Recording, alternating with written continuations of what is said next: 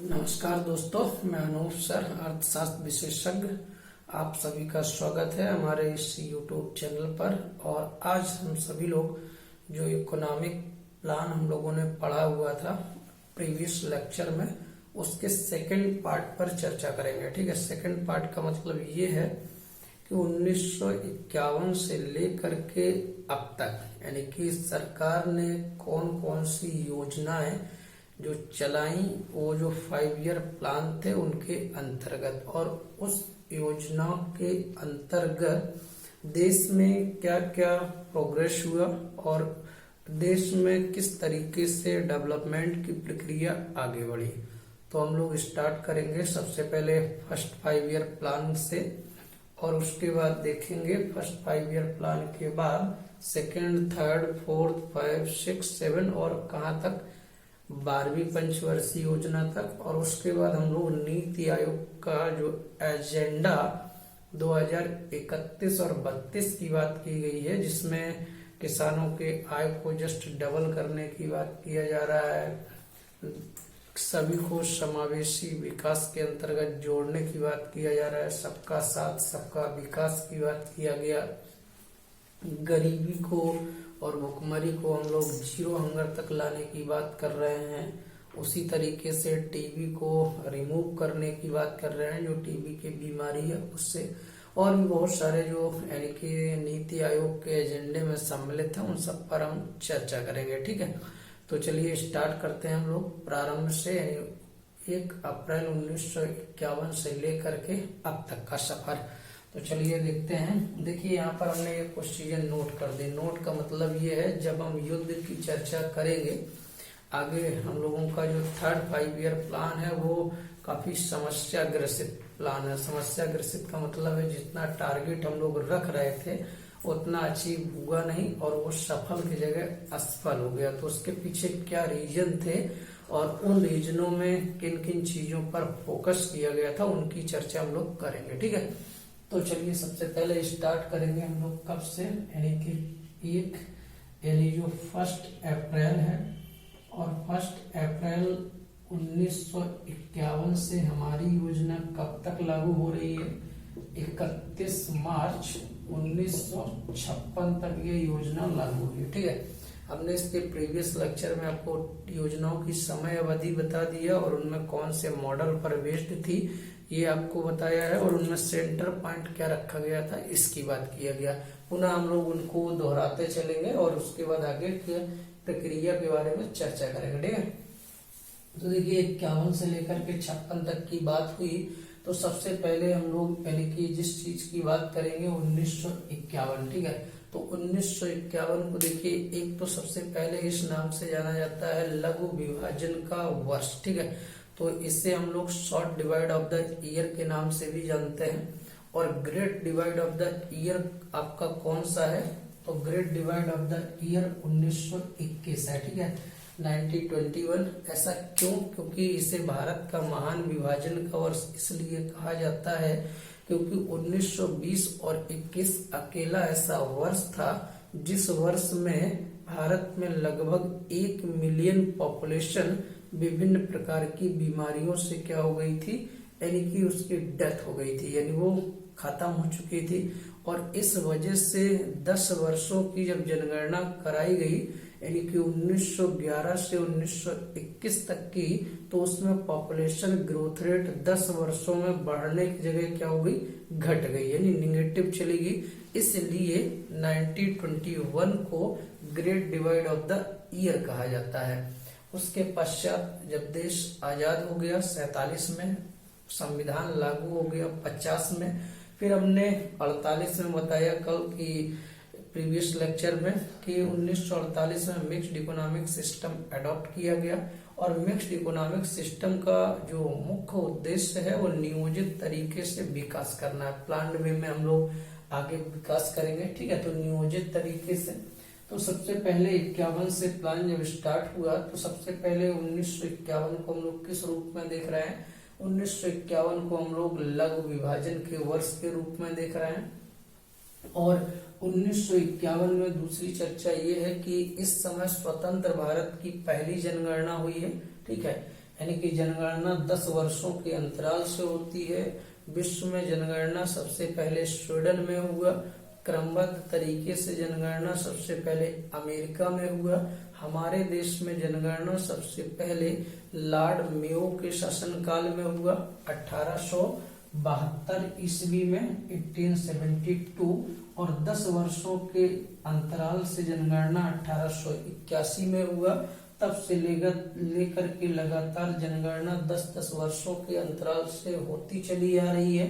तो Lord Ripon के शासनकाल में पहली बार सिस्टमैटिक वे में यानी जनगणना, और इसके बाद क्रमबद्ध तरीके के पहली बार जनगणना लॉर्ड मेयो के शासनकाल में। ठीक है, अब इसके बाद से लगातार 10 वर्षों के बाद से जनगणना होती चली आई। तो 1941 के पश्चात जनगणना कब हुई होगी? 1951। तो देश आजाद 47 में हुआ, और उसके बाद जनगणना कब हुई है? यानी कि 51 में। तो आजाद भारत की पहली जनगणना जो कराई गई वो 1951 में कराई गई। तो अब जनगणना की बात करेंगे तो जनगणना को भी हम लोग डिफाइन कर लेते हैं कि what is the mean of census. तो जनगणना का अर्थ देखिए, सबसे पहले जनसंख्या के बारे में हम लोग यानी जान लेते हैं। तो जनसंख्या क्या होती है? एक निश्चित भूभाग पर रहने वाले जो लोग हैं उनकी जो संख्या है वही क्या है? पॉपुलेशन है। तो एक निश्चित भूभाग पर निवास करने वाले लोगों की संख्या को ही हम जनसंख्या कह रहे हैं, और उस निश्चित भूभाग पर रहने वाले जो लोग हैं उनकी एक निश्चित समय में ये अनुमान लगाना है कि वो जो है यानी कि किस धर्म के हैं। ठीक है, किस धर्म के हैं, किस जाति के हैं, किस समुदाय के हैं, किस वर्ग के हैं, उनका क्या घनत्व है, और उनका क्या लिंगानुपात है, यानी कि उनका क्या सेक्स रेशियो है। ठीक है, वो किस जो है यहाँ पर धर्म हो गया, जाति हो गया, समुदाय हो गया, वर्ग हो गया, घनत्व हो गया, लिंगानुपात हो गया, उनका साक्षरता लिटरेसी हो गया। इन सभी के आधार पर हम क्या करेंगे? आंकड़ों को एकत्रित करेंगे। तो आंकड़ों को कलेक्ट करना और इन्हें प्रकाशित करना, लेकिन किस विधि से? सांख्यिकीय विधि से। तो सांख्यिकीय विधि से प्रकाशित करने की जो प्रक्रिया है, सांख्यिकीय मेथड का मतलब है लोगों को वो जो यानी कि डाटा है जो रिप्रेजेंटेशन किया जा रहा है वो समझ में आसानी से आ जाए। तो इसलिए कभी कभी पाई चार्ट का यूज किया जाता है, कभी कभी बार डायग्राम का यूज किया जाता है, ताकि लोगों को समझने में आसानी हो। तो इस सांख्यिकीय विधि से प्रकाशित करने की जो प्रक्रिया है वही प्रक्रिया क्या कहलाती है?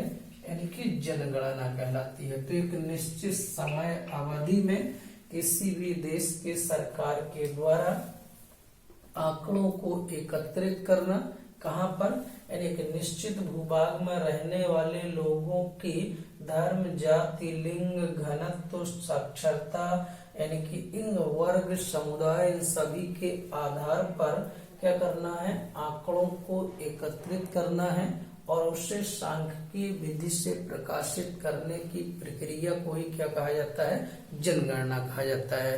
तो ये हालांकि हमने आपको जनगणना वाले लेक्चर में पूरी सारी डिटेल्स दी है, तो आप वहां पर जाकर के शब्दावली समझ सकते हैं। तो हम यहाँ पर इंडिकेट कर रहे हैं कि 1951 में पहली स्वतंत्र भारत की जनगणना हुई।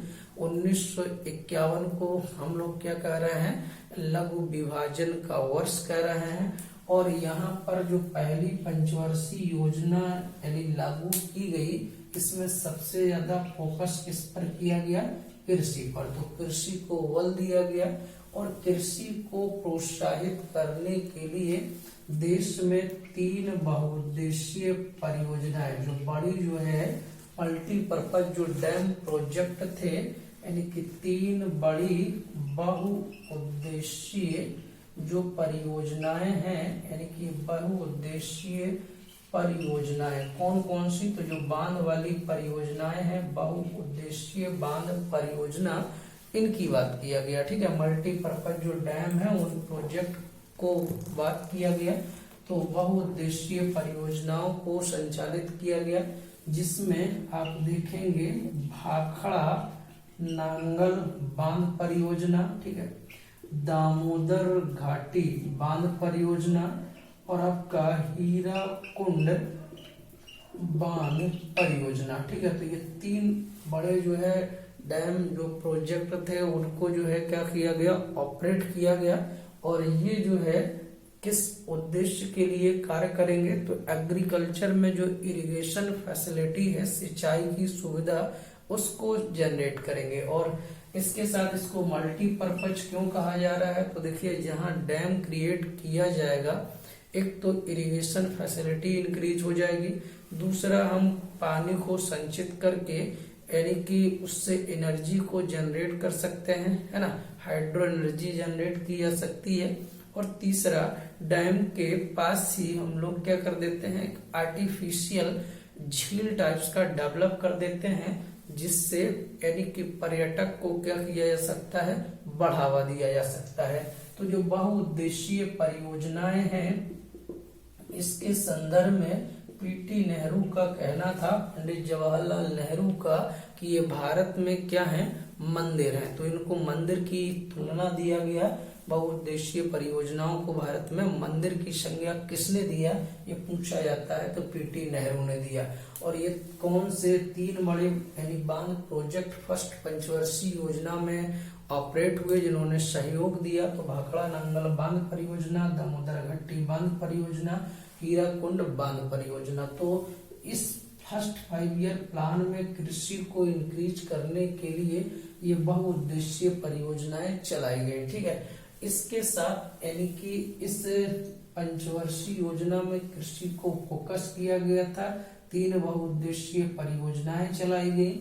इसके साथ ही 1952 में आप देखेंगे 1952 में सरकार ने परिवार नियोजन कार्यक्रम को क्या किया, अडॉप्ट किया। तो भारत विश्व का पहला ऐसा देश बना जिसने फैमिली प्लानिंग को क्या किया, ऑपरेट किया। यानी कि परिवार नियोजन, यानी कि जो परिवार नियोजन है, फैमिली प्लानिंग, तो परिवार नियोजन को आधिकारिक रूप से लागू करने वाला भारत विश्व का पहला क्या बना, देश बना। साथ ही 1952 में भारत में इंटीग्रल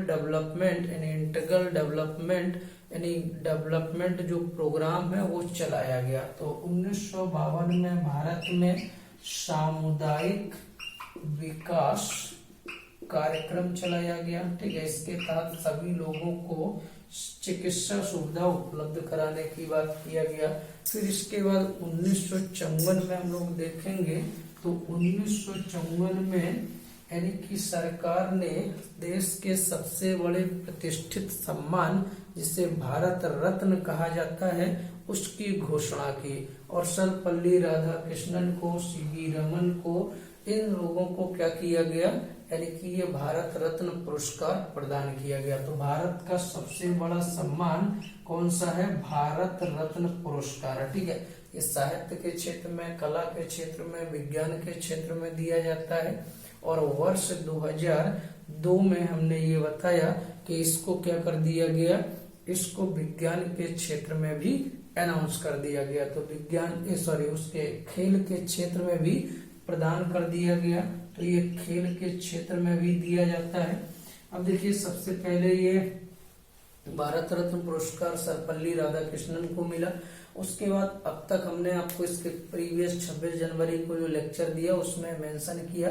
तो देखिए इसमें यानी कि टोटल ये 43 बार डिस्ट्रीब्यूट हुआ है और 48 लोगों को ये मिल चुका है। इसमें आप देखेंगे कि पहली महिला जिनको ये पुरस्कार मिला वो इंदिरा गांधी है। और यह पुरस्कार आपने देखा होगा एक पीपल के पत्ते के आकार के तरह होता है, इस तरीके का ये बना होता है। ये भारत रत्न पुरस्कार का सिंबल होता है। और ये पहली महिला कौन है, यानी कि इंदिरा गांधी है। पहले विदेशी भारतीय कौन है, तो वो खान अब्दुल गफ्फार खान है जिनको ये पुरस्कार मिला। पूर्ण रूप से पहले विदेशी नागरिक कौन है जिन्हें ये पुरस्कार मिला, तो वो कौन है, वो आपके हैं नेल्सन मंडेला।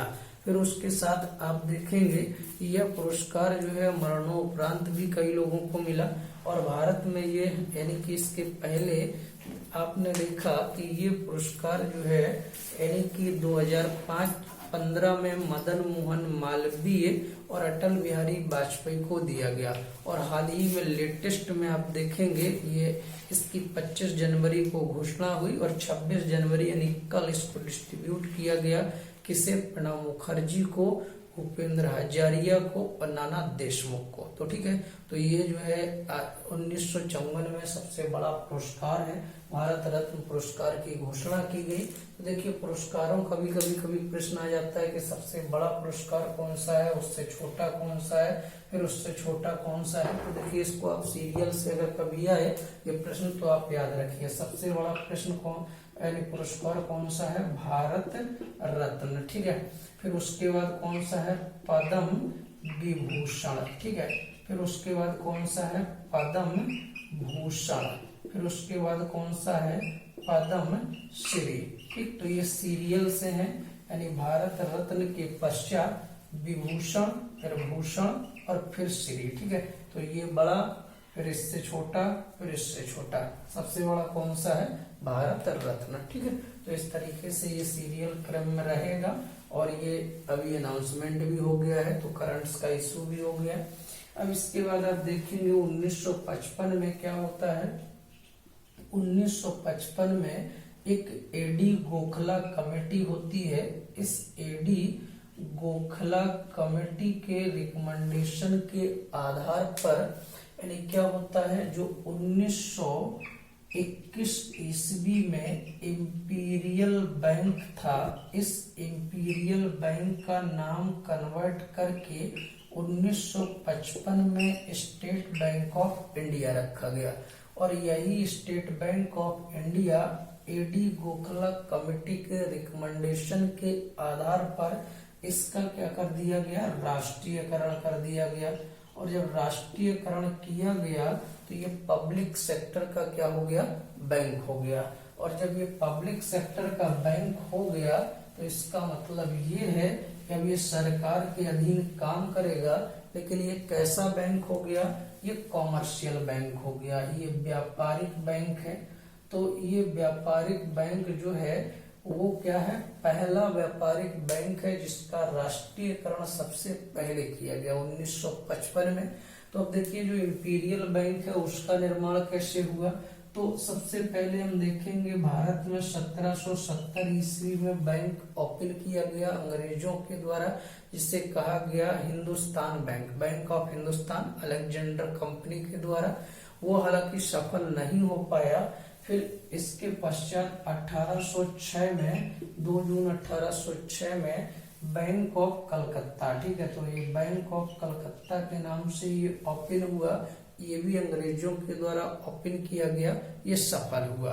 फिर इसके बाद इसकी सफलता के पश्चात 1840 में अंग्रेजों ने बैंक ऑफ मुंबई इसकी स्थापना किया, और ये प्रेसिडेंसी यानी यहाँ अंग्रेजों ने अपनी कंपनियां एस्टैब्लिश की, यहाँ भी अपनी कंपनियां एस्टैब्लिश की। और इसके पश्चात 1843 में बैंक ऑफ मद्रास या बैंक ऑफ चेन्नई, यहाँ भी अपनी कंपनियां एस्टैब्लिश की। तो ये तीनों क्या हो गए? अंग्रेजों के द्वारा खोले गए एक प्रेसिडेंसी बैंक थे। इसमें 1806 में कलकत्ता, इसका बाद में 1809 में नाम परिवर्तित करके बैंक ऑफ बंगाल कर दिया गया। तो Bank of Bengal, Bank of Mumbai और बैंक ऑफ मद्रास, ये तीनों प्रेसिडेंसी बैंक थे। इन तीनों को मिला करके 1921 में क्या बना?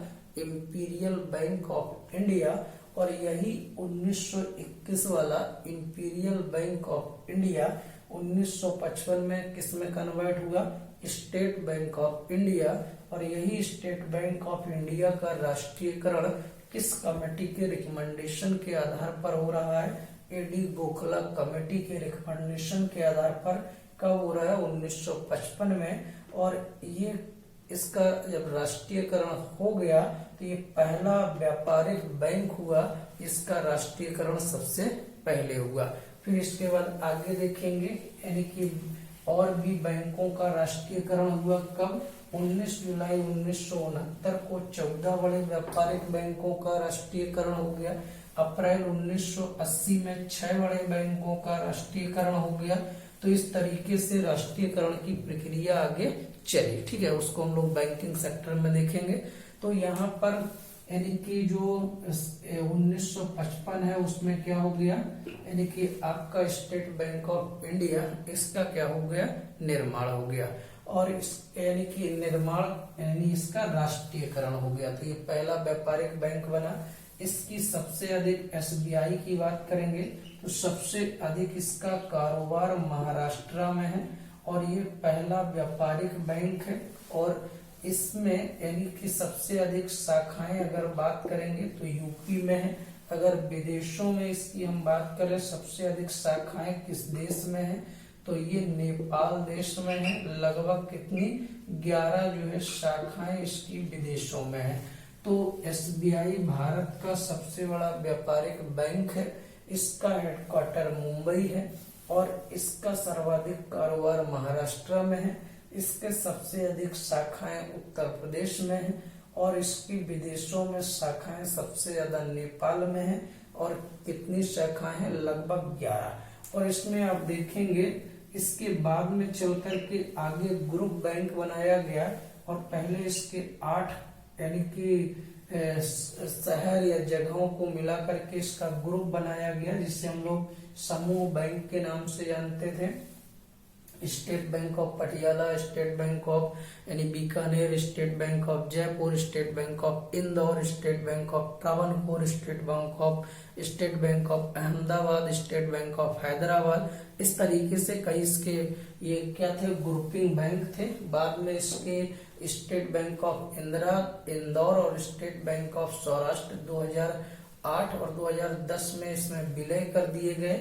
और फिर इसके बाद जो है इसके अभी हाल ही में 1 अप्रैल 2017 को बचे हुए जितने समूह बैंक में यानी इसके ग्रुप में थे 5, उन सबको इसमें मर्ज कर दिया गया। तो अब इसका ग्रुप खत्म हो चुका है, आपको पता होगा।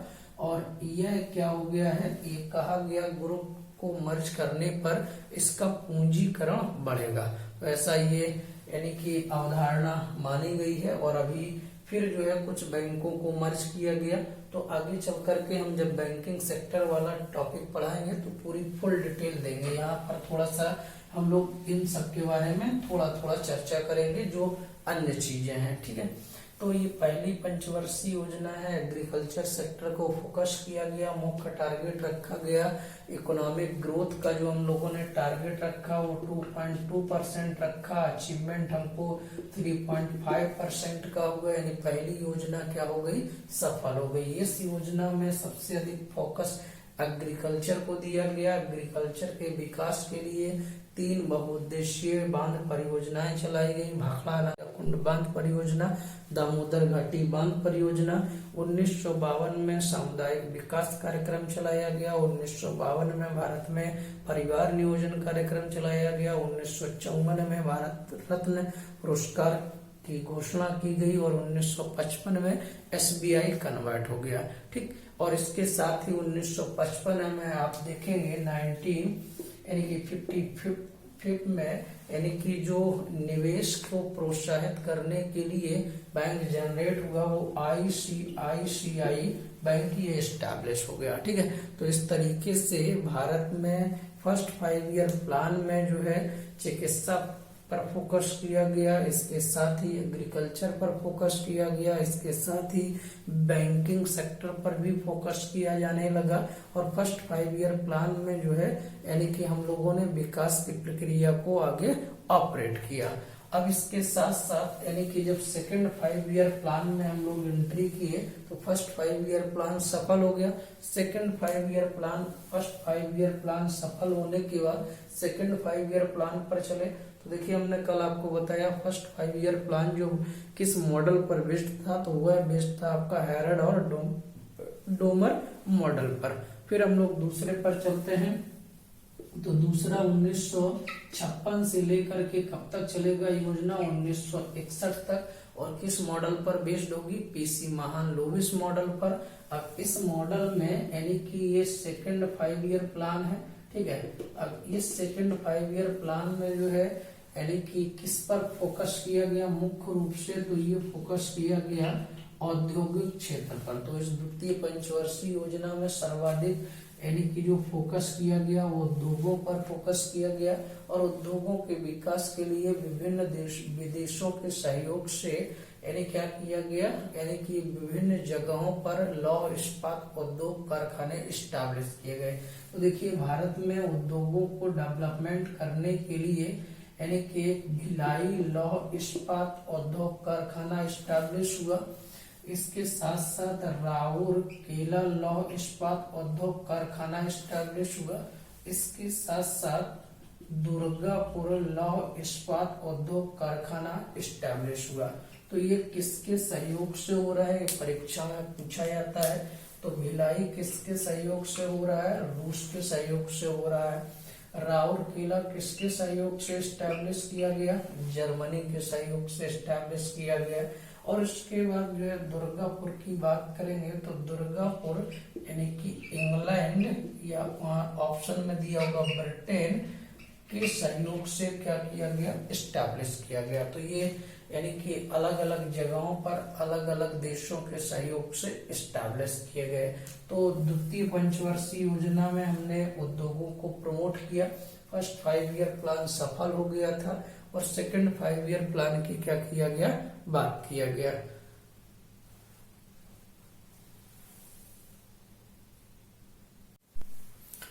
फिर इसके बाद हम लोगों ने देखा कि जो सेकंड 5 ईयर प्लान था उस सेकंड 5 ईयर प्लान में यानी कि उद्योगों को स्टैब्लिश करने की बात की गई। स्टैब्लिश करने के साथ साथ यहाँ पर हम लोग देखेंगे 1 सितंबर 1956 को भारत में LIC life insurance corporation Bharatiya Jeevan बीमा निगम की भी स्थापना हो गई, यानी कि लाइफ इंश्योरेंस कॉर्पोरेशन एस्टेब्लिश हो गया। और इसके साथ साथ 56 के बाद आगे हम लोग देखेंगे तो यहाँ पर इस 56 के पश्चात जब और आगे इंक्रीज हुए तो 1960 और 61 तक जब हम पहुंचे तो यहाँ पर क्या किया गया, तो यहाँ पर एग्रीकल्चर के सेक्टर में फोकस किया जाने लगा।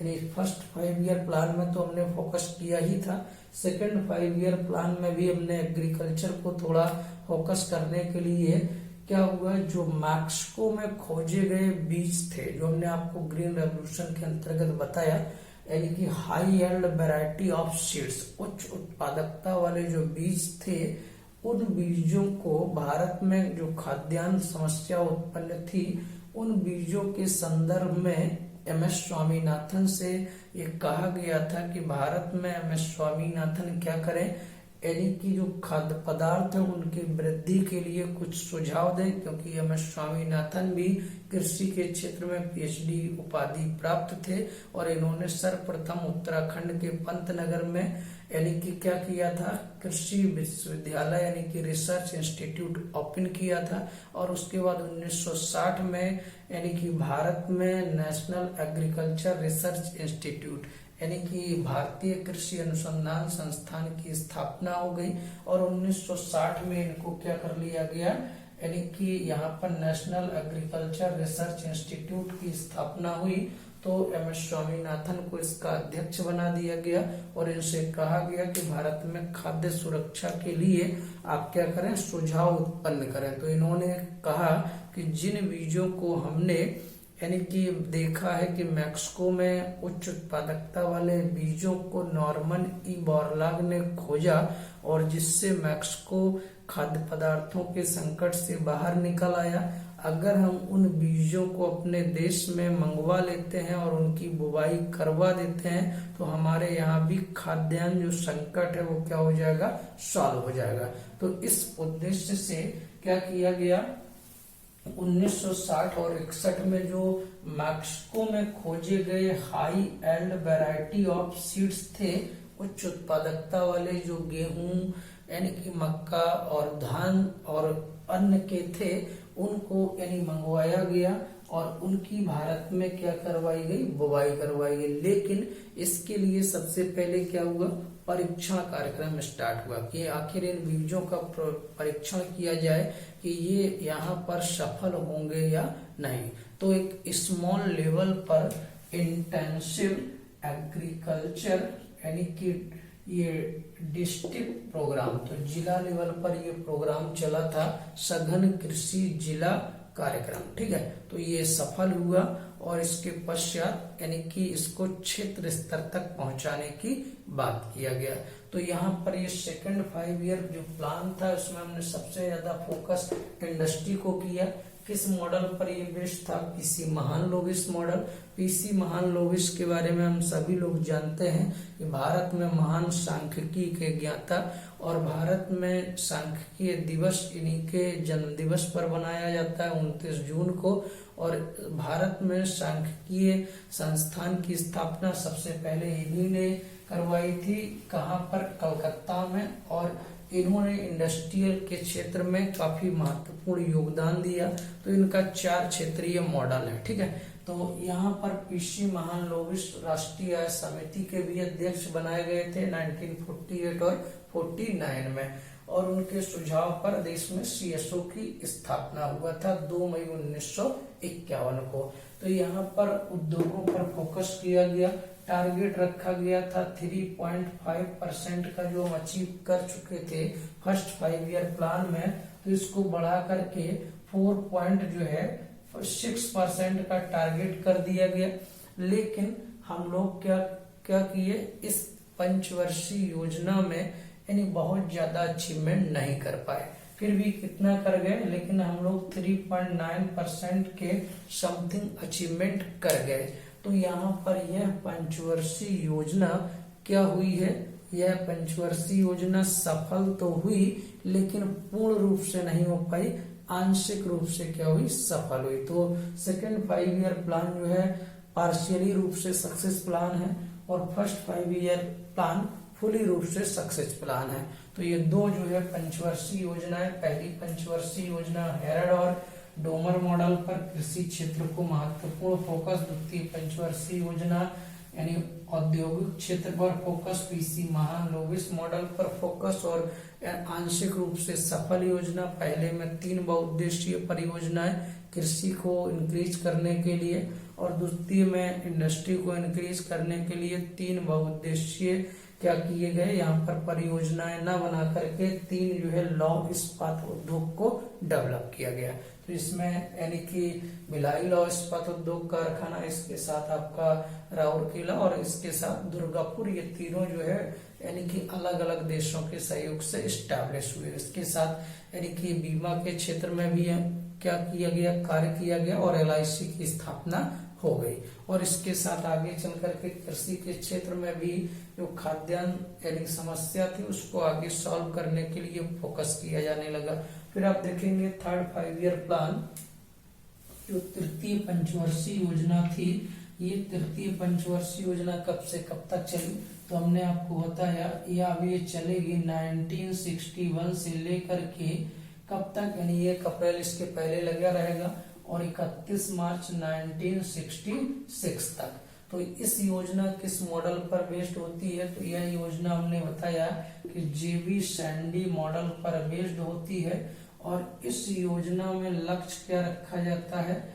आत्मनिर्भरता का इसमें लक्ष्य रखा जाता है, और इसके साथ ही यानी कि आत्मनिर्भरता को प्राप्त करने के लिए एग्रीकल्चर और प्लस इंडस्ट्री यानी दोनों को क्या किया जाता है? फोकस किया जाता है। तो दोनों पर बल दिया गया, और ऐसी स्थिति में आगे चलकर के आप देखेंगे तो ये 1961 के पश्चात से 66 तक हमको चलना है। तो यहाँ पर देखिए, यहाँ पर कृषि क्षेत्र को प्रोत्साहित करने के लिए जो मैक्सिको में खोजे गए बीज थे उनको अब बड़ी मात्रा में आयात करवाया गया, और उसको क्या किया गया यानी कि 1964 और 65 में यानी कि हमने उन बीजों को क्षेत्र लेवल पर मंगवा करके परीक्षण कार्यक्रम चलाया। इंटेंसिव यानी कि एग्रीकल्चर एरिया प्रोग्राम के नाम से जाना गया। सघन कृषि क्षेत्र कार्यक्रम सफल हो गया। फिर 65 में हमने इन बीजों को बड़ी मात्रा में मंगवा करके पायलट परियोजना के अंतर्गत इन बीजों की बुवाई 1965 में करवाई। इसके परिणाम हमको 1966 में मिले और भारत में ग्रीन रेवोल्यूशन 1966 में आया। कृषि के संदर्भ में जो गेहूं था उसकी उत्पादकता में सर्वाधिक वृद्धि देखने को मिली। कहाँ पर मिली? इन बीजों की बुवाई हरियाणा, ठीक है, तो हरियाणा, पंजाब और जो यानी कि पश्चिमी उत्तर प्रदेश था, इन जगहों पर करवाई गई थी। और इसमें सबसे ज्यादा प्रोडक्टिविटी यानी कि हरियाणा के सोनीपत जिले में देखने को मिली थी। किसमें मिली थी? गेहूं में मिली थी। इसलिए हरित क्रांति का संबंध गेहूं से है। हरित क्रांति का हृदय सोनीपत को कहा जाता है। और भारत में लाया कौन है? तो इसे MS स्वामीनाथन लाए हैं, ठीक है। तो इसके साथ यानी कि ये कृषि के क्षेत्र में क्या हुआ, यहाँ पर ग्रीन रेवोल्यूशन आ गया। किस योजना के अंतर्गत आ गया? थर्ड 5 ईयर प्लान के अंतर्गत आ गया। और इसको प्रमोट करने के लिए लाल बहादुर शास्त्री ने जय जवान जय किसान का नारा भी दिया। अब इसके साथ ही आप यहाँ पर देखेंगे कि एक तो एग्रीकल्चर को प्रमोट किया गया।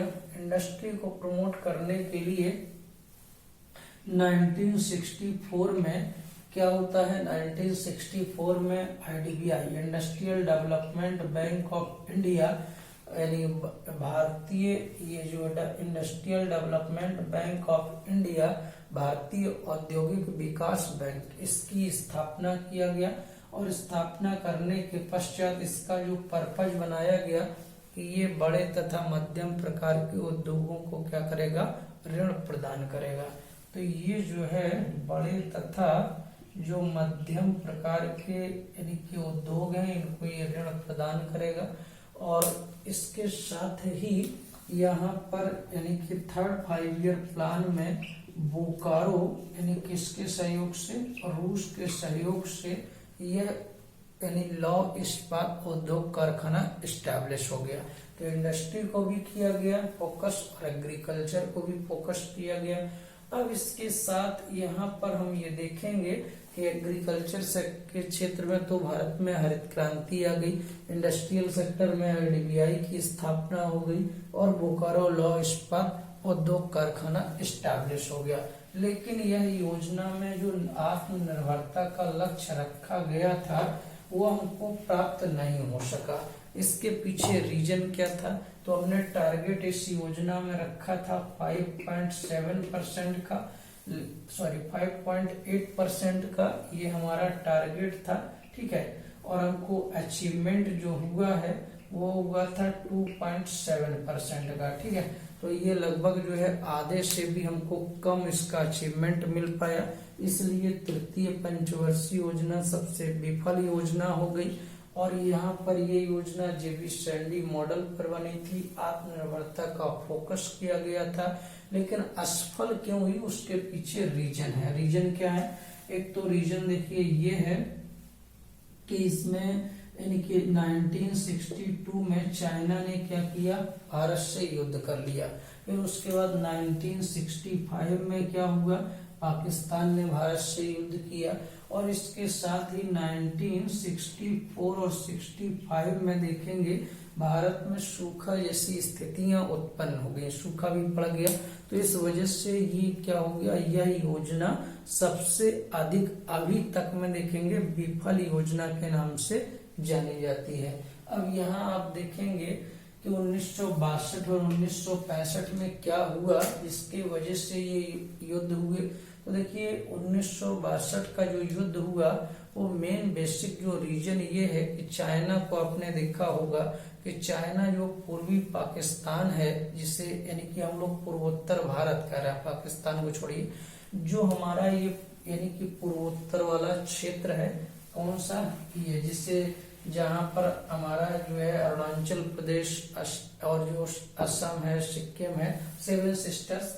तो ये आप जैसे आपने देखा होगा इस तरीके से आप जब चलेंगे तो यहाँ पर ये जो है ये आपका क्या हो गया, यानी कि इस तरीके से चलेंगे तो ये आपका क्या है, ये जो है यहाँ पर थोड़ा सा और चलेंगे ऐसे करके।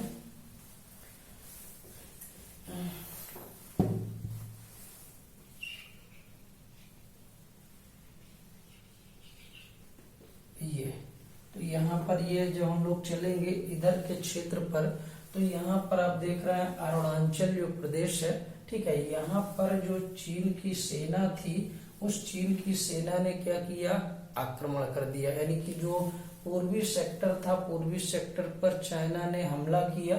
और चाइना पर कहाँ हमला किया, जो यानी कि थांगला रिज थी, थांगला रिज पर यानी कि यहाँ पर हमला कर दिया चीनी सेना के द्वारा। कब किया गया ये हमला, अक्टूबर 1962 में। और हमला करके अरुणाचल प्रदेश पर क्या कर लिया, कब्जा कर लिया। और कब्जा करने के बाद यहाँ पर जो इसे हम लोग पहले किस नाम से जान रहे हैं, NEFA, नेफा, ठीक है। तो अरुणाचल प्रदेश पर क्या कर लिया, कब्जा कर लिया, ये पूर्वी सेक्टर था। फिर इसके बाद आगे चल करके चीन ने पश्चिमी तट की भी बात किया। पश्चिमी यानी कि जो हमारा तट का मतलब है, जो हमारा पश्चिमी भारत है, उस पर भी हमला किया। और पश्चिमी सेक्टर पर कहाँ पर ये है, गलवान घाटी, तो यहाँ पर भी हमला किया। और यहाँ की 13 चौकियों को क्या कर लिया, कब्जा कर लिया। तो यहाँ पर पूरब में आप देखेंगे, पूरब में जो नेफा है NEFA यानी कि अरुणाचल प्रदेश, इस पर यानी कि कब्जा किया। और आगे यहाँ पर आप देखेंगे पश्चिम में, तो यहाँ पर गलवान घाटी, यहाँ पर 13 चौकियों पर क्या कर लिया, इन चीनी लोगों ने जो है कब्जा कर लिया। और इसके साथ जब ऐसा किया गया तो भारत का जो चुशुल हवाई पट्टी है उस पर संकट उत्पन्न हो गया। और जब संकट उत्पन्न हो गया तो भारत ने ब्रिटेन और अमेरिका से सहयोग की बात की और उन देशों ने सहयोग भी प्रदान करने की अनुमति दे दी। लेकिन तब तक चाइना की जो सेनाएं थी, यानी कि उन सेनाओं ने अपने पैर पीछे खींचना स्टार्ट कर दिए और हम जो है क्या हो गए, पुनः जो है यानी कि उस स्थिति को प्राप्त करने में सफल हो गए। तो पहला जो है चाइना ने आक्रमण किया 1962 में। और ऐसा क्यों चाइना कर रहा है, क्योंकि चाइना ये जो पूर्वोत्तर भारत है उसको ये कह रहा है कि ये हमारा ही क्या है, यानी कि हिस्सा है। और वहां पर अभी कुछ समय आप पहले अपने पेपर में पढ़ा होगा कि 5 जिलों के उसने, 5 जगहों के उसने नाम कन्वर्ट कर दिए थे। और इस तरीके से चाइना जो है यानी कि 1962 में भारत से युद्ध कर गया। उसके बाद आगे चल करके 1965 में क्या किया, चाइना ने डायरेक्ट रूप से पाकिस्तान को सपोर्ट किया। और पाकिस्तान ने भारत में जो गुजरात आप देख रहे हैं, यानी कि ये जो आपका बना हुआ एरिया है, जैसे आप इधर देखेंगे, ये मान लो ये आपका जो है यानी कि भारत का ये जो नक्शा है। उसके बाद आगे इधर आप देखेंगे, इधर ये जो स्थिति में आप देखेंगे ऐसे करके, तो ये जो आपका गुजरात है, गुजरात का जो यानी कि कच्छ है, कच्छ का जो आपका यानी कि ये खाड़ी है, वहां पर क्या है कि यहाँ पर 1965 में आपने देखा गुजरात के कच्छ के रण में जो है यहाँ पर अप्रैल में यानी क्या हुआ, पाकिस्तान वालों ने हमला कर दिया। और इसके बाद यहाँ पर जब हमला किया गया तो इस स्थिति में इसको हमला करने के पश्चात यहाँ पर इसके बाद पाकिस्तान के लोगों ने यानी कि ऐसा क्यों कर रहे थे, क्योंकि उनको 1947 में जो देश आजाद कराया गया तो उसके बाद आप जान रहे हैं पार्टीशन हुआ। कुछ लोग जो है यानी कि जम्मू कश्मीर यानी पाकिस्तान चले गए, कुछ लोग हिंदुस्तान आ गए। तो ऐसी स्थिति में वो स्थितियां डेवलप थी। तो 1947 में जो मिली हार थी, उस हार के कारण जो है 1947 के बाद से तो यहाँ पर आप देख रहे हैं कि ये जो स्थिति डेवलप हो रही है, तो यहाँ पर जो है हमला हो गया।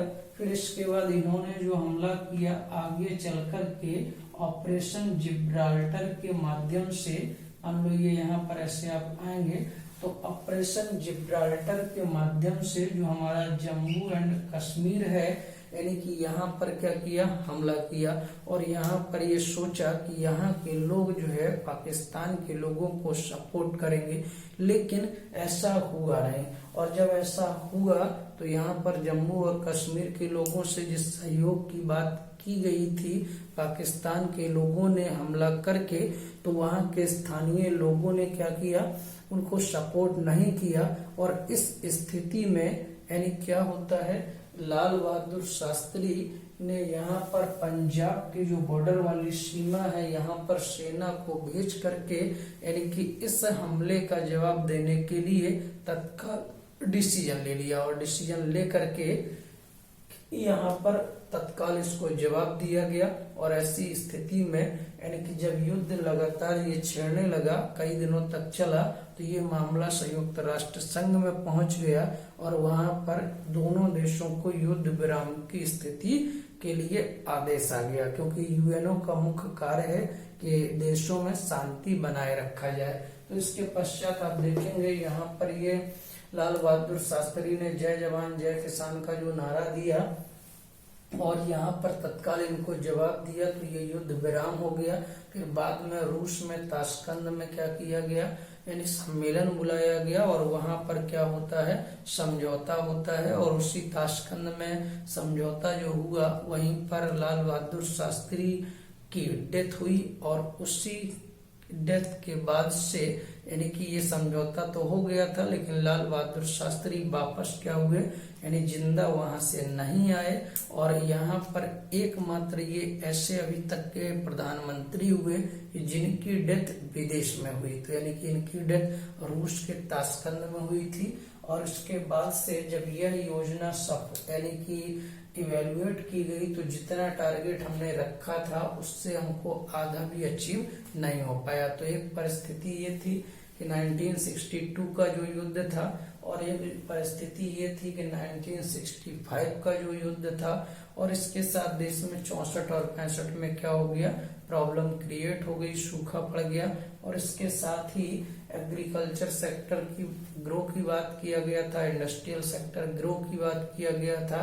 तो हालांकि इंडस्ट्रियल के लिए IDBI बैंक स्टैब्लिश हुआ, बोकारो लौह इस्पात उद्योग स्टैब्लिश हुआ। और इसके साथ एग्रीकल्चर की बात किया गया, तो एग्रीकल्चर के क्षेत्र में आप देख रहे हैं कि यानी कि 1966 तक भारत में क्या हो गया, ग्रीन रेवोल्यूशन आ गया। और उसके साथ ही पशुपालन के संदर्भ में ही क्या हुआ, यानी कि intensive animal development programme start हो गया। तो उसके संदर्भ में वर्गीस कुरियन का नाम महत्वपूर्ण है।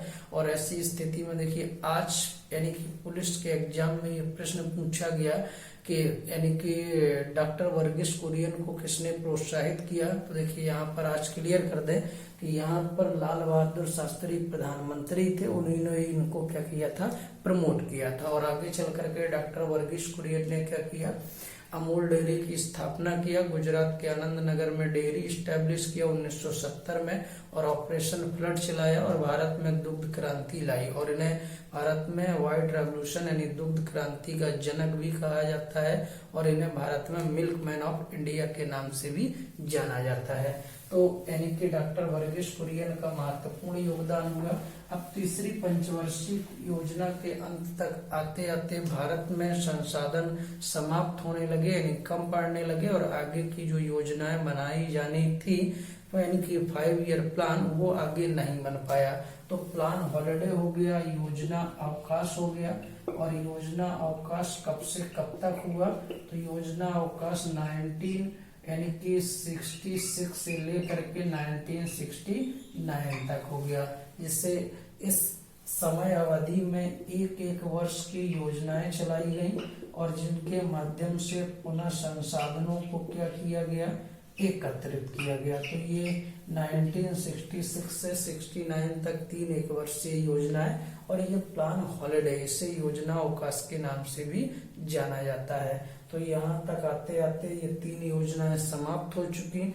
अब इसके बाद यहाँ पर द्वितीय पंचवर्षीय योजना में इंडस्ट्रियल सेक्टर डेवलपमेंट होने लगा, तृतीय में भी इंडस्ट्री ग्रो की। और इसके बाद आगे चल करके जब चौथी पंचवर्षीय योजना आई, तो उस चौथी पंचवर्षीय योजना की समय अवधि क्या हुई, 1969 से 74 तक। और हमने आपको आगे बताया कि चौथी पंचवर्षीय योजना में कीमत स्थिरता के साथ आत्मनिर्भरता की बात किया गया। तो 1969 में कृषि क्षेत्र को प्रमोट करने के लिए इंदिरा गांधी ने जुलाई 1969 को 14 बड़े बैंकों का राष्ट्रीयकरण कर दिया। यानी कि 14 जो बड़े व्यापारिक बैंक थे, कॉमर्शियल बैंक, उन बैंकों का राष्ट्रीयकरण कर दिया। और इसके साथ ही आप यहाँ पर देखेंगे 1969 में जो पूंजीवादी शक्तियां इंक्रीज हो रही थी, बढ़ रही थी, और उन पर नियंत्रण करने के लिए यानी कि इंदिरा गांधी प्रधानमंत्री बनी। अब इसके बाद तो इंदिरा गांधी ने क्या किया, यहाँ पर MRTP एक्ट 1969 ये लागू किया, यानी एकाधिकारिक प्रतिबंधात्मक व्यापार व्यवहार अधिनियम, यानी कि monopoly restriction trade practice act है।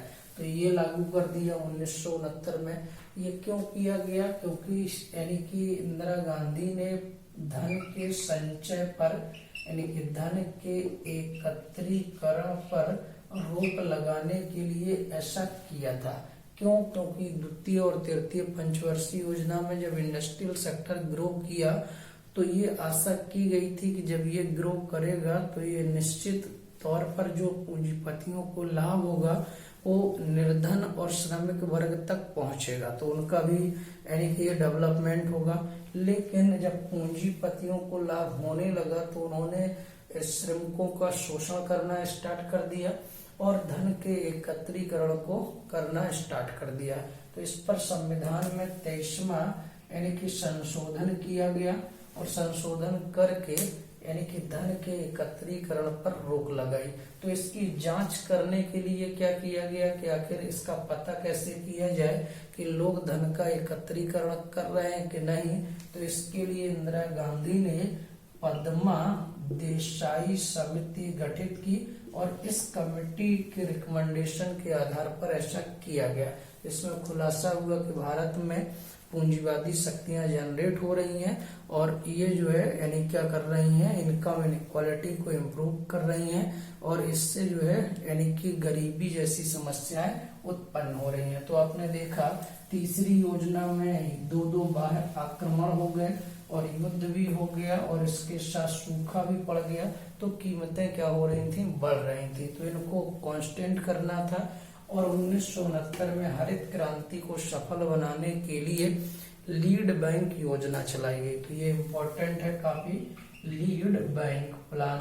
तो लीड बैंक योजना क्या है, तो लीड बैंक योजना का मतलब है जिन 14 बड़े बैंकों का राष्ट्रीयकरण इंदिरा गांधी ने किया उनको ये आदेश दिया गया कि वह जिला स्तर पर अपनी पहुंच बनाए और उस जिला स्तर पर लोगों के लिए यानी कि कृषि कार्य के लिए, बीजों के लिए, उनके उर्वरकों के लिए, सिंचाई के लिए, ठीक है, इन सभी कार्यों के लिए उनकी बचतों को एकत्रित करने के लिए तो इनको ऋण उपलब्ध कराएं, बचतों को इंक्रीज करें और इस तरह से जिला स्तर पर विकास किया जाए। तो लीड बैंक योजना का मुख्य उद्देश्य जिला स्तर पर विकास करना है। बैंकों की पहुंच जिला स्तर तक हो गई और यहाँ पर जिन बैंकों को राष्ट्रीयकृत किया गया था उनको आदेश दिया गया कि मुख्य भूमिका में कार्य करें। तो 1969 में देखिए 14 बड़े व्यापारिक बैंकों का राष्ट्रीयकरण, धन के एकत्रीकरण पर रोक लगाने के लिए MRTP एक्ट और पद्मा देसाई कमेटी के रिकमेंडेशन पर यह खुलासा और इसके साथ 1969 में लीड बैंक योजना चलाई गई। फिर उसके बाद आप 1971 में देखेंगे तो 1971 में जो पूर्वी पाकिस्तान था, जिससे ये पूर्वी पाकिस्तान था, इसे जो है यानी कि इंदिरा गांधी ने युद्ध के माध्यम से आजाद करा करके नए राष्ट्र बांग्लादेश के निर्माण की बात की। तो यहाँ पर एक नया राष्ट्र निर्मित हो गया बांग्लादेश। अब बांग्लादेश के जो रहने वाले यानी कि चकमा शरणार्थी थे, तो जब ये युद्ध हुआ तो यहाँ के शरणार्थी भाग करके भारत में आ गए, उनके रहने की समस्या उनके खाने की समस्या, उनकी यानी विभिन्न प्रकार की समस्याएं।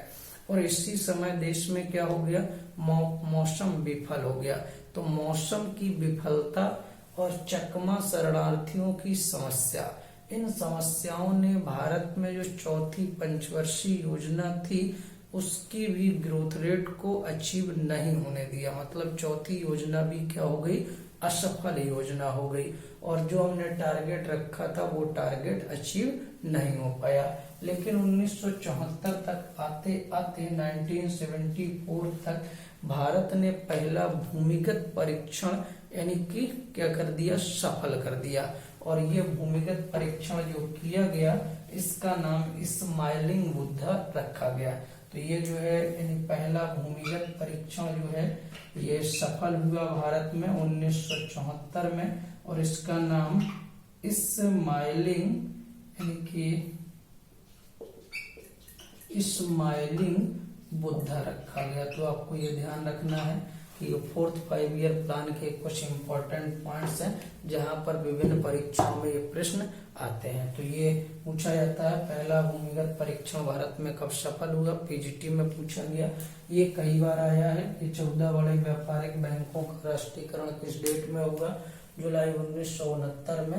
ये कई बार आया है कि धन के एकत्रीकरण पर रोक लगाने के लिए किस एक्ट को पारित किया गया, MRTP एक्ट। यही बाद में आगे चल करके यानी कि वर्ष 2000 में यानी कि प्रतियोगिता अधिनियम के रूप में कन्वर्ट होता है। और ये लीड बैंक योजना क्या है और लीड बैंक योजना का मुख्य उद्देश्य क्या था, तो 1969 में चलाई गई थी। इसका मुख्य उद्देश्य क्या था, जिला स्तर पर यानी विकास करना, और हरित क्रांति को सफल बनाने के लिए ये चलाई गई थी। और आगे चल करके 1976 तक हरित क्रांति के परिणाम अच्छे दिखने लगे, और आगे चल करके यानी कि यहाँ पर 76 तक भारत फूड ग्रेन के मामले में क्या हो गया, आत्मनिर्भर हो गया।